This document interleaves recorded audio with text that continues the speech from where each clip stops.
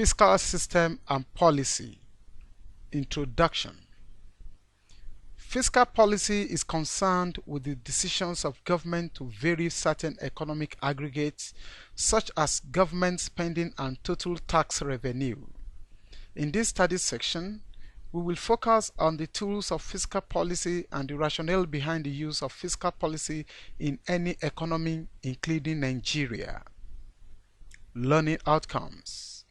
When you have studied this study section, you should be able to discuss the objectives of fiscal policy, explain the instruments of fiscal policy in Nigeria, differentiate between classical and Keynesian views on fiscal policy, examine the objectives of fiscal policy in Nigeria.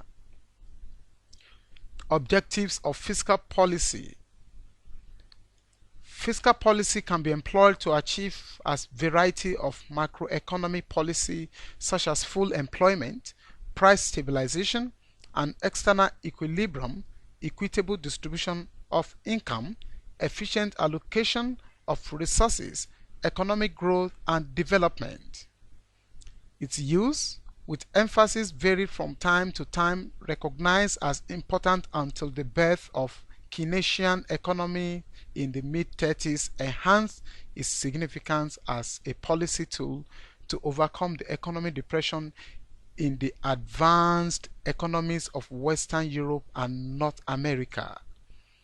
In developing countries, the overriding objectives of fiscal policy is economic development, defined as not only as a continuous and sustained growth in total output as well as in output per head, but also as the structural transformation from the basically underdeveloped agricultural economies to fully industrialized ones.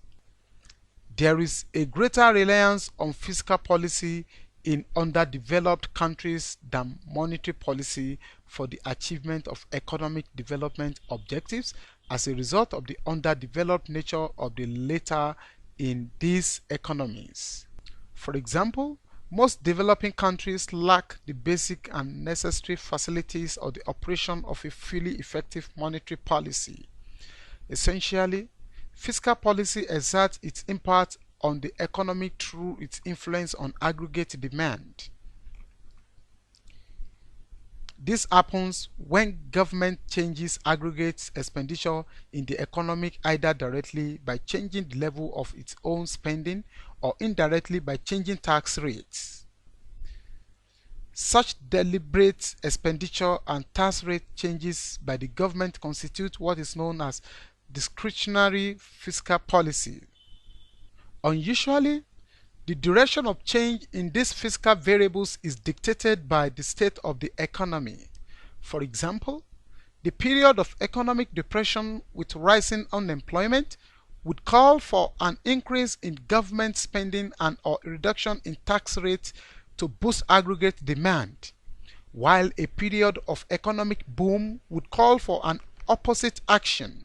So, choice of which fiscal instrument to use for stabilization measure at any given time will depend on the particular objectives desired as well as on severity of the economic problem. Question: what do you understand by the word fiscal policy? Feedback: fiscal policy simply refers to the use of taxes, government transfers, or government purchases of goods and services to shift the aggregate demand curve. Instrument of fiscal policy. The two main instruments of fiscal policy are government expenditures and taxes. The government collects taxes in order to finance expenditures on a number of public goods and services, for example, highways and national defense. Budget, deficit, and surpluses. When government expenditures exceed government tax revenues in a given year, the government is running a budget deficit for that year. The budget deficit, which is the difference between government expenditures and tax revenues, is financed by government borrowing. The government issues long-term, interest-bearing bonds and uses the proceeds to finance the deficit. The total stock of government bonds and interest payments outstanding from both the present and the past is known as the national debt. Thus, when the government finances a deficit by borrowing, it is adding to the national debt. When government expenditures are less than tax revenues in a given year, the government is running a budget surplus for that year. The budget surplus is the difference between tax revenues and government expenditures. The revenues from the budget surplus are typically used to reduce any existing national debt. In the case where government expenditures are exactly equal to tax revenues in a given year, the government is running a balanced budget for that year. Expansionary and contractionary fiscal policy. Expansionary fiscal policy. This is defined as an increase in government expenditures and/or a decrease in taxes that causes the government budget deficit to increase or its budget surplus to decrease. Expansionary fiscal policy is policy used by the government to increase output in the economy. Examples include lowering taxes and increasing government spending. Expansionary fiscal policy is often exercised in times of recession. It is used as part of the business cycle and induces a period of growth to escape a recession. The government can do any one of the following: 1. Increase government spending. 2. Reduce taxes. 3. Do a combination of both. Government spending may take the form of wages to government employees, social security benefits, quality roads, or fancy weapons. When the government spends, it transfers assets from itself to the public, although in the case of weaponry, it is not always so obvious that the population owes the assets. When the government spends in excess of tax revenues, the government creates a budget deficit because there is a net outflow of capital. This was seen through most of the 1970s and 1980s in the UK. The government has stated as a long-term objective the desirability to eliminate the budget deficit. An increase in government spending directly causes an increase in the aggregate demand to the right, AD1 to AD2. The multiplier process magnifies the initial change in spending, and therefore the aggregate demand further increases to AD3. Figure 11. Expansionary fiscal policy. Price level: AD1, AD2, AD3, AS, GDP. Taxes come in many varieties and serve different specific purposes, but the key concept is that taxation is a transfer of assets from the people to the government. If the economy was in a recession, the government could cut taxes or increase spending in an attempt to lower the rate of unemployment. Oppositely, when the economy is expanding and real GDP, gross domestic output, is above potential, the government could increase taxes or cut its spending in an attempt to prevent the economy from overheating. Output or national income can be described by the equation y equal to c plus I plus g plus bracket open x minus m bracket close, where y is output or national income, c is consumption spending, I is investment spending, g is government spending, and x minus m is net exports.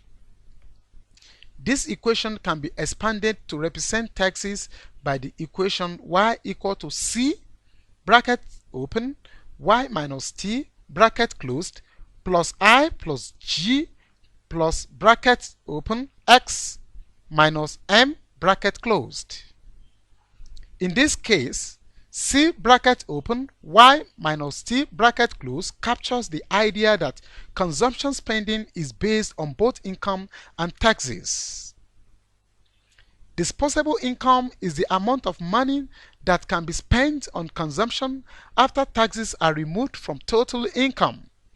The new form of the output or national income equation reflects aspects of fiscal policy and is most useful for looking at the effect of fiscal policy changes. Figure 11.2 Keynesian income model.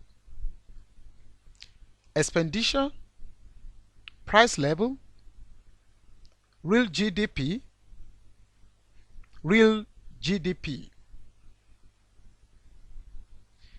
The above diagram shows a simple Keynesian income expenditure model. It can be seen that when the government increases its spending AE1 to AE2 by £5 billion, real GDP and aggregate demand actually increased by £20 billion. The movement of AE1 to AE2 illustrates the effect of an expansionary fiscal policy, that is, an increase in government spending or a reduction in taxes. The result of an expansionary policy is also shown with an increase in aggregate demand. The shift in the demand curve is determined by the change in government purchases and the size of the multiplier.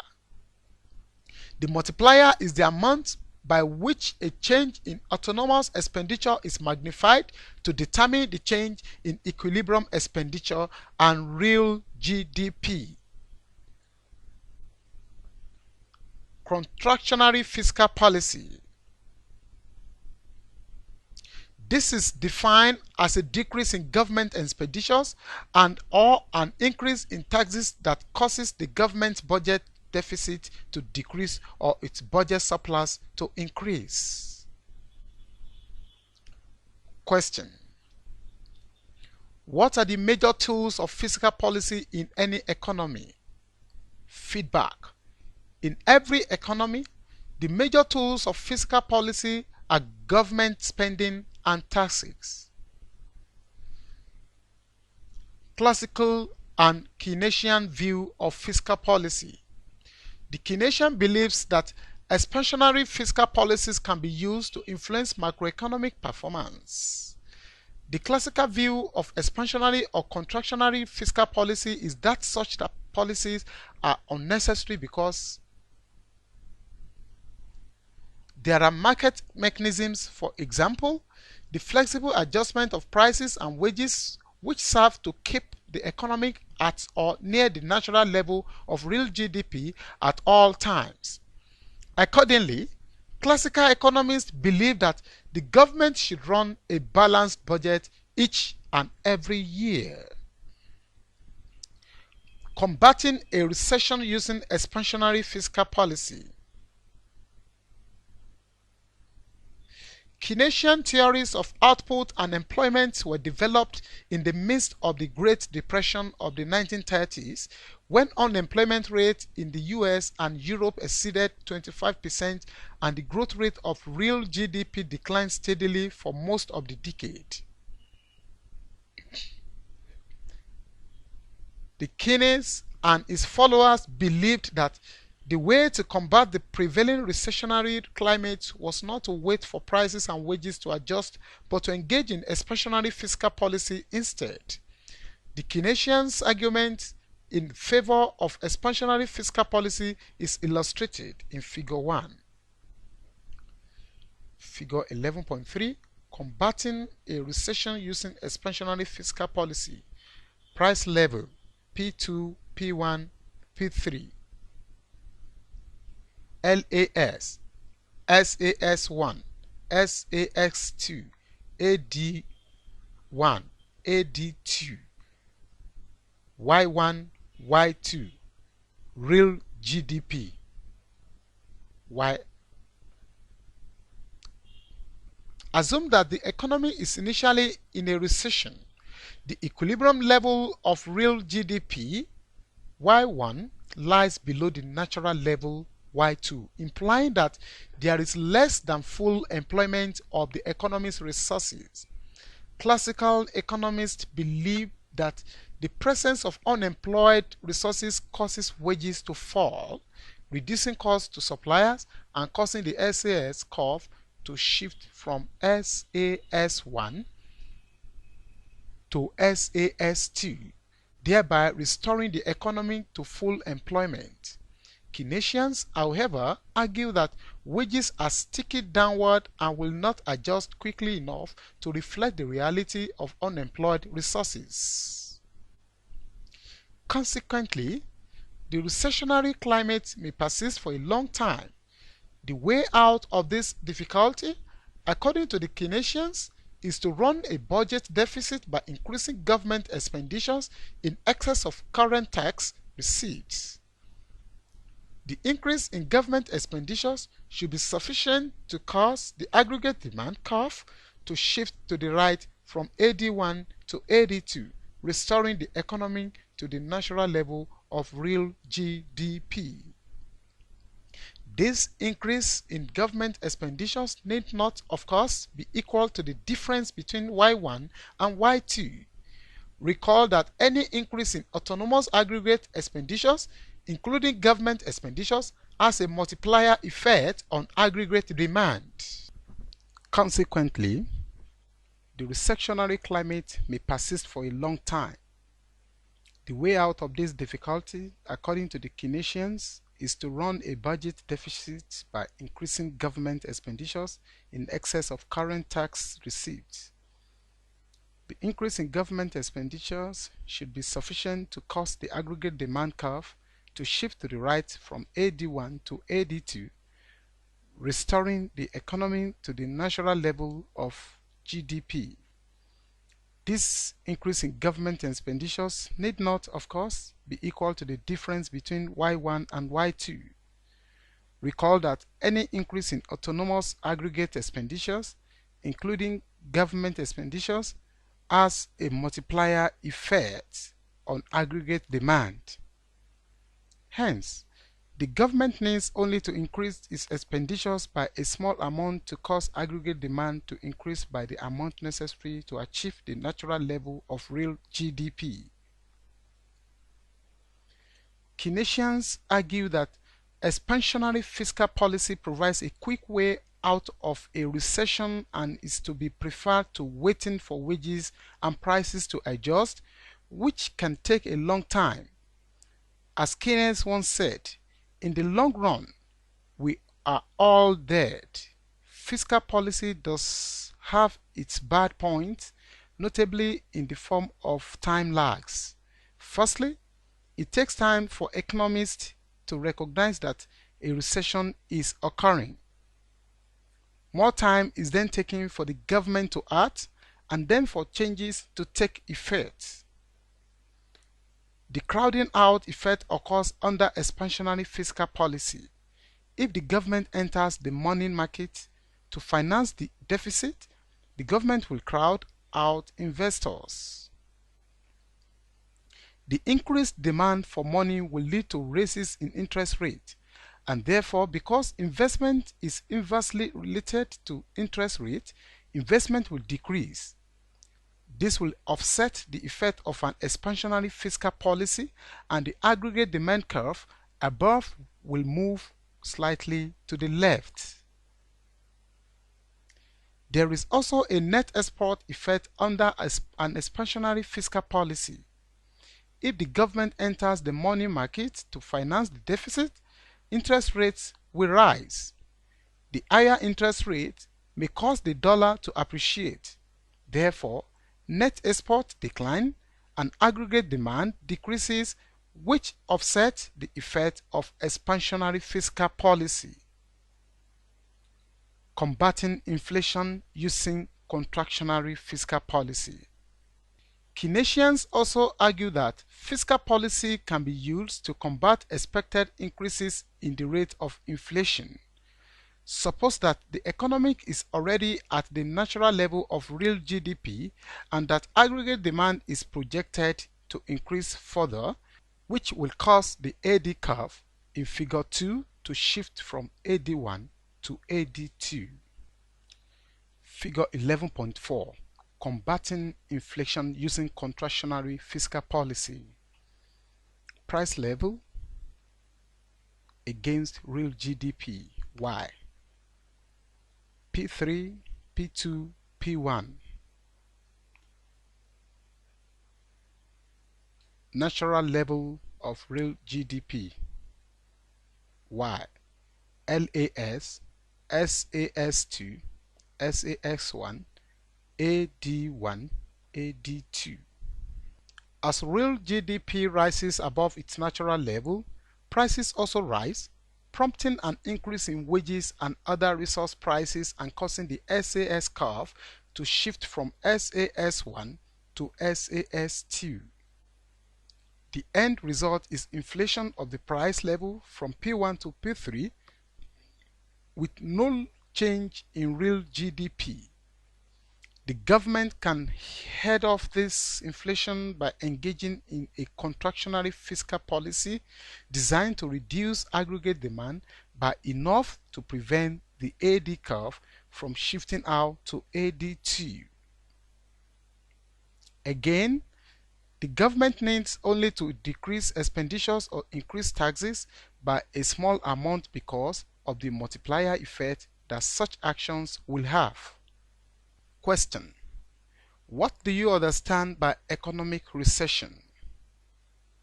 Feedback: economic recession represents a significant decline across the economy lasting longer than a few months. Secondary effects of fiscal policy. Classical economists point out that the Keynesian view of the effectiveness of fiscal policy tends to ignore the secondary effect that fiscal policy can have on credit market conditions. When the government pursues an expansionary fiscal policy, it finances its deficit spending by borrowing funds from the nation's credit market. Assuming that the money supply remains constant, the government's borrowing of funds in the credit market tends to reduce the amount of funds available and thereby drives up interest rates.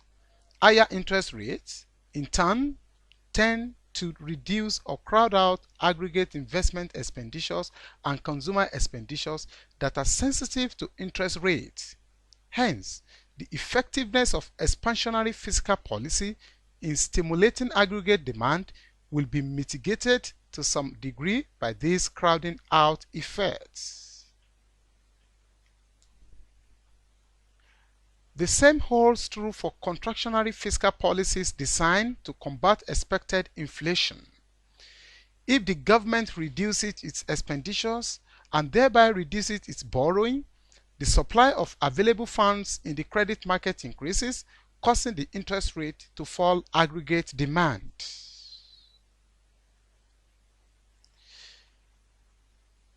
Increases as the private sector increases its investment and interest-sensitive consumption expenditures.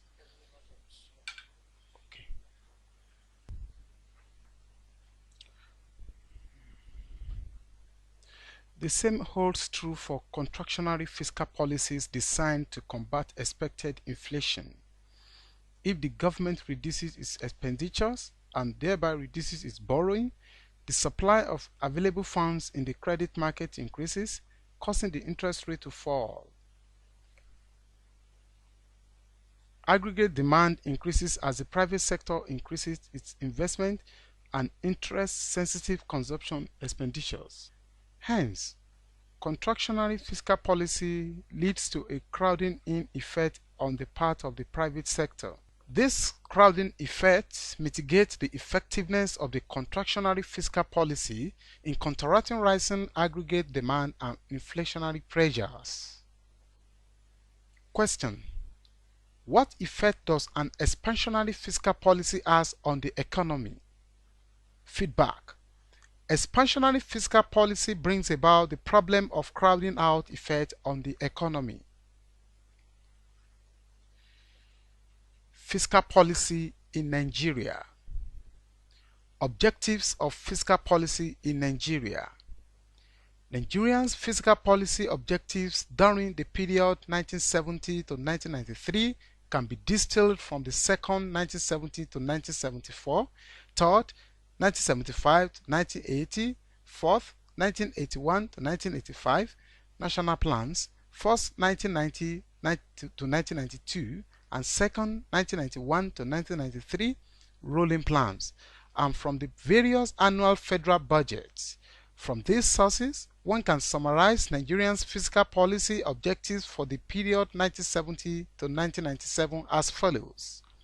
A. Generation of significant additional revenues. B. Diversification of revenue sources away from crude oil-based revenues. C. Reduction in the tax burden on individual and corporate bodies. D. Maintenance of economic equilibrium, particularly to contain inflationary pressures, accelerate economic growth, reduce balance of payment deficit, and generate increased employment. E. Guaranteeing effective protection of domestic industries. F. Promotion of self-reliant development. G. Substantial progressive reduction and elimination of government budget deficit, etc.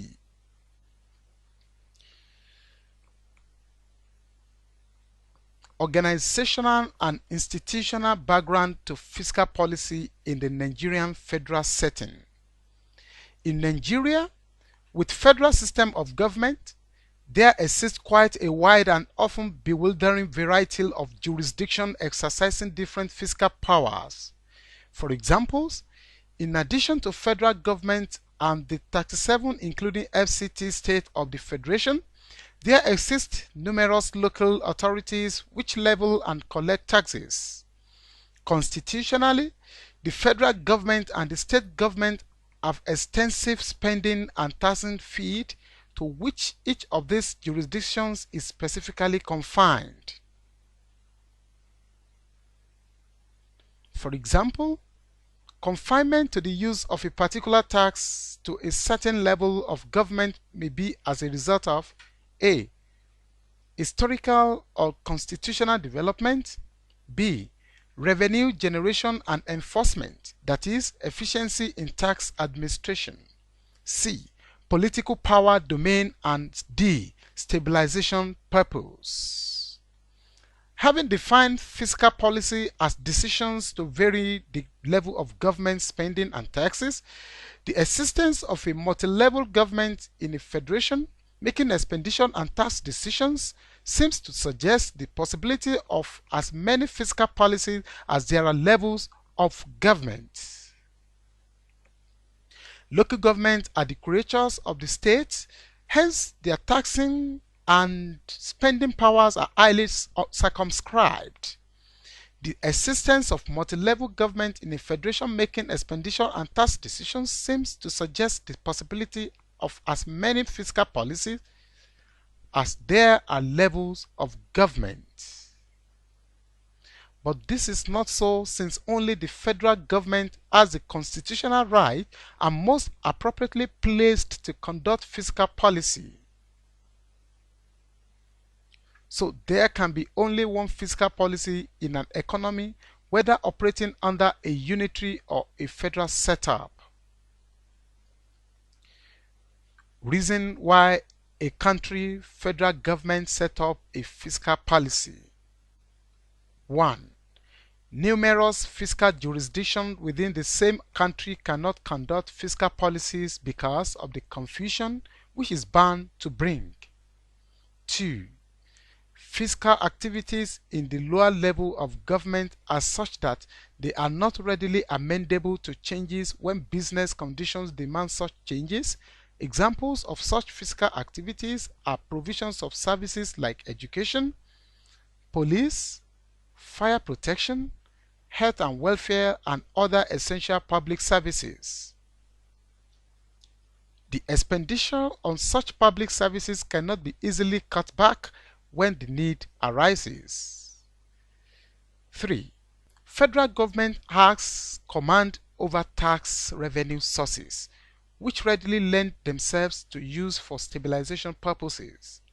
So, lower levels of government are stripped of the effective tax weapons for conducting fiscal policy, e.g., import and export duty. 4. There is constitutional restrictions for the lower levels of government. It is only the federal government that could borrow either internally or externally. Also, the former cannot put money or use credit facilities of the central bank.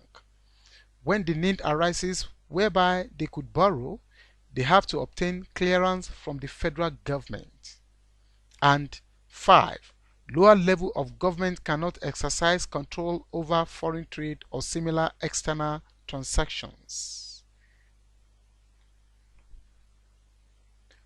Fiscal jurisdiction of the various levels of government in Nigeria is constitutionally defined. For example, in the taxing fields, the Constitution specifically assigns a given set of taxes to a particular level of government. For instance, the respective different levels of government are in control of different taxes as stated below. Federal government, corporate income tax, indirect taxes such as import and export and excise tax. State governments, personal income tax, purchase tax, entertainment tax, pool betting and sales tax. Local government. Fines, revenue realized by the local government. Fines, revenue realized by the federal government is shared with the various levels of government as specified by the Constitution. Federal government transfer of revenue to the state and local governments are of two components. 1. Consisting of revenue fully allotted, export and import duties on tobaccos, etc. These are distributed in proportion to the relevant import consumed and the volume of export produced. 2. The rest is paid into a distributable pool, DPA, which is distributed on the basis of relevant constitution. Question: the relationship that exists among the various levels of government that made up a federal state describes dash. Feedback. This describes what is known as fiscal federalism. Study session summary.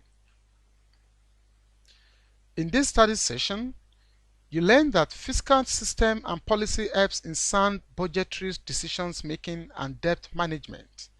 It can be a decentralized or a centralized system depending on the political structure of the country.